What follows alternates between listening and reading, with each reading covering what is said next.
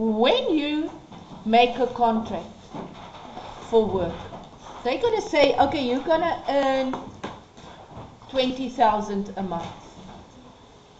Now that 20,000, we call that your gross salary or wage, but let's talk salary. Okay, so the gross, let's say this is 20,000. From that 20,000, we're going to take what we call deductions. And that would now be the business. Ne? So the deductions makes your gross salary less. Now what is your deductions? So I'm going to go and I'm going to explain each deduction in detail to you. Okay? But it is things like tax. Okay. So let's say your deductions works out 13,000, which is totally unrealistic. What is left? That's 7,000. Ne? We call that your net salary. And your net salary is what you pocket. In other words, this guy earned 20,000. The deductions was 13. So he pockets 7. We call this his take-home pay. Right. What does this guy cost me, the owner, the business? 20,000. What does he get? 7. Okay. The other 13 goes to funds. It would be your SARS, your pension, your medical aid, and. Okay. Then we also, so can you see, we've got 3 new words already. Gross, deductions, net. Gross is before deductions. Net is after deductions. Now we also get extra what we call contributions. Okay?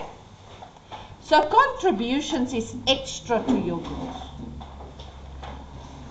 So let's say, for instance, my pension. My pension deduction is 1,600. Ne? So can you see now, the business needs to pay to the pension fund 1,600, which he deducted from this guy's gross salary. Is everybody with me? But now the worker says, okay, we are going to contribute 2 rand for every 1 rand that the worker gave.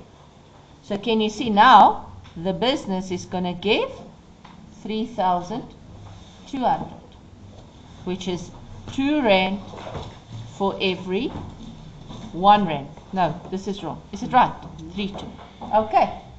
So that also needs to be paid over to the pension fund, and we call that a contribution. How much do the business pay the pension fund now? How much is going to be paid into this guy's name? Let's say this is Mr. X. So if I pay the pension fund, I'm the employer. If I pay the pension fund on behalf of X, I will pay to the pension fund 4,800. How much comes from the worker's salary? 1,006. How much do I give extra? 3,200. Okay. So now, if I ask you, how much did this worker cost me to employ? 23,200. This is my expense. Ne? Because even though he earns 20 and he doesn't get the whole 20, from that 20, the SARS is paid, the tax is paid, the pension is paid, the medical aid is paid, right? And then extra, I give extra than the 20 already, the extra 3,200. You see? So this guy costs me 23.2, even though he only pockets 7. Because the difference between those is paid into his name at different funds. Okay, so I just wanted to say that. I'll explain it again and again and again, don't worry. We'll get to this little graph more than once. And a little bit on that. Can you see this is my total expense? Right? So can you see the gross and the contributions are going to be nominal accounts because they're expenses. But can you see this fund, this 4.8 is going to be a liability because it's debt. We owe the fund. So can you see this is a balance sheet? Does that make sense? Because that's what we owe. And can you see this net salary is also going to be a liability because we owe the worker that money. And every single fund is going to be a liability because we owe the medical aid, we owe SARS, we owe UIF. Okay, so they are all liabilities. Can I take this off? So let's go look at the different deductions. So the first deduction is pay as you earn. So pay as you earn is basically the tax you pay on your salary. So it works with tables. I'm going to show you a table. Let's go Google. Payee tables.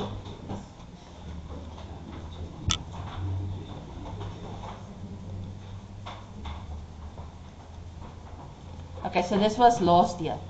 So this is the tables how it works. So let me show you. Can you see if you have a gross, so this is remuneration, annual. There's the annual, and the first column is your monthly. So if you annually earn 59,000, can you see you're not paying tax? Can you see they've got columns that's different for if you're under 65, meaning you are still in the workforce. If you are on pension but over 75, you don't pay pension at all on those amounts. Right. So, can you see you pay no tax up until where? When do you start paying tax? Anybody? Ooh, this thing doesn't want to work with me. Yes, when we can start. When you start earning, basically, oh, this thing is very slow. When you start earning 99,000 a year, which is very low, it's 7,700 a month. Okay? No, I'm lying. It's 8,200 a month. Remember, this is gross, ne? Is this what the guy's going to pocket? No, he's not pocketing that. So that, there he starts paying tax. Can you see he only pays 2 rand? Okay. Now, let's go look. If you earn a salary of 30,000 a month, how much is that a year? 30 times 12?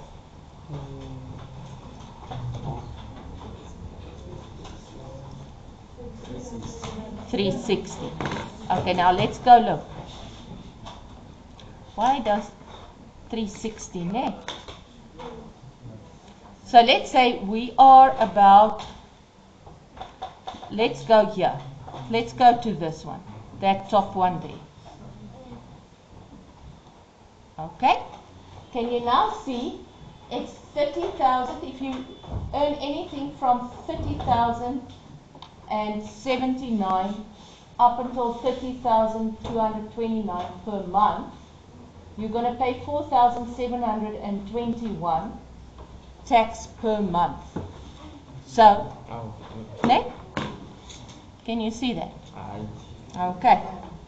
So meaning that guy who gets 30,000 is going to pay 4,700 a month. So he's going to get out 25,000 and so. Right? Man, this is acting law. Okay. Now, what you will see is the more money people earn, the higher the percentage is becoming that you are paying. Okay. But I will explain it to you later, more in detail. But that's how tax deductions work. Okay. The next one is your medical aid. Now, I'm going to pause here. Medical aid is not just for if you are sick. You're a sickly person. I'm going to tell you my own personal story. So, in 2021, I was diagnosed with cancer. So, did you know what my medical aid paid for my treatments during the year? Because I had to do everything. The operation, the chemo, the radiation. The radiation alone for 30 sessions of 15 minutes each was 180,000 rand. No, for the total. So my oncology benefit paid 320,000 rand that year. I still had to pay in over 20 or 30,000 rand. I still had to pay that in. So, did I choose to have cancer? No. Did I do anything wrong to get cancer? No. It happened. But I paid medical aid, so I was covered. Ne? I could go and do all these things. I've heard about so many people who are not covered. Ne? Cancer will ruin you financially. Okay, so you have to, even if you have the most basic plan, you have to have medical aid if you work. That is the one thing that I in life see as a necessity. Because you do not know what your life brings. You do not. And don't be so arrogant as to think you're going to be healthy the rest of your life. And everything's just going to go straight. Ne? Okay, so that's your medical aid. Now, usually what happens if you work for the government, they pay, may I speak alone? So if I work for the government, we belong to GEMS. The government something medical scheme. Ne? Employers medical scheme. Thanks, baby. So they pay a third of your of what you have to pay. So let's say I'm supposed to pay in total 3,000 rand to GEMS every month. My deduction would be 2, and the contribution would be 1. You see what I'm talking about? 3 would go to GEMS. 2 they would take from my gross salary. 1 they will give extra. So I cost them actually 1,000 rand more than my gross salary. Okay, so that's medical aid. UIF by law, 1% of the gross. And you pay it to SARS, interestingly enough. So in other words, already we are paying to SARS, we are paying payee, pay as you earn, we are paying UIF. So what is unemployment insurance? It's basically if you're retrenched or if you're not working but you did work and you did pay UIF, you can go claim a certain percentage of your salary back every month. Okay, for I don't know how many months, it will depend on how long you worked, how long you contributed, and. So a lot of people use this, for instance, in private sector. So government is very lenient when you are pregnant and you go on maternity leave. So if I go on maternity leave, I get 4 months maternity leave, fully paid. If you go private sector, very few private sector would give that to you. Most of them will give you 3 months or 2 months. If you work for yourself, let's say you become a hairdresser, do you get money if you don't work? Exactly. Does it matter why you're not working? No, you're not going to get money. Okay. So then what they can do in those time that they have maternity leave, they can go claim UIF, for instance. Okay. So it's a compulsory thing now. UIF will always have a deduction and a contribution of 1%. So in my name, 2% is paid over to SARS. My salary sponsors 1% and my employer sponsors another percent. Okay, let's go on. Pension fund. So pension fund, you guys, the minute you start working, you start saving. Because you're going to work. So I started working when I was 23. So if I retire when I'm 63, it means I'm going to work 40 years. Right? Now listen to this. So if I retire 63 and I live till I'm 93, can you see that I'm going to live 30 years without working? Where the salary that I'm making here has to cover me here. Yes. Hello. Okay. So in other words, what am I saying? Don't wait till you are 40 years old before you start saving for your pension. Because your pension, any investment, the first few years of the investment, it grows very slowly. It only starts getting a pace and growth after it's been at least 5 or 10 years in there. Okay. So in other words, you want to start saving as quickly as possible. And this is very beautiful. Usually what they do is they take 8% of your salary, your gross, for pension.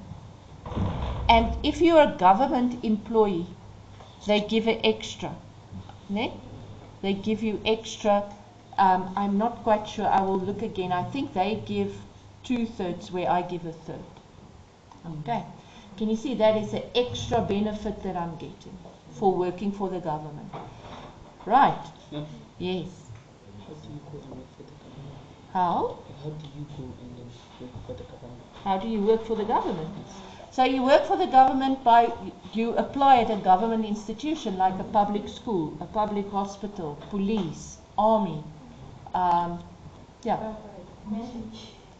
You go work for the Auditor General. You go work for anything that's a public institution. Then you are a public worker. So the thing is, working for the government can be very frustrating, but you have a lot of extra benefits in the sense of pension and medical aid, right? Working for the private sector, your salary would most probably be much higher, but your benefits would be lower. So you would do the benefits from your own salary, not as a contribution. Yes.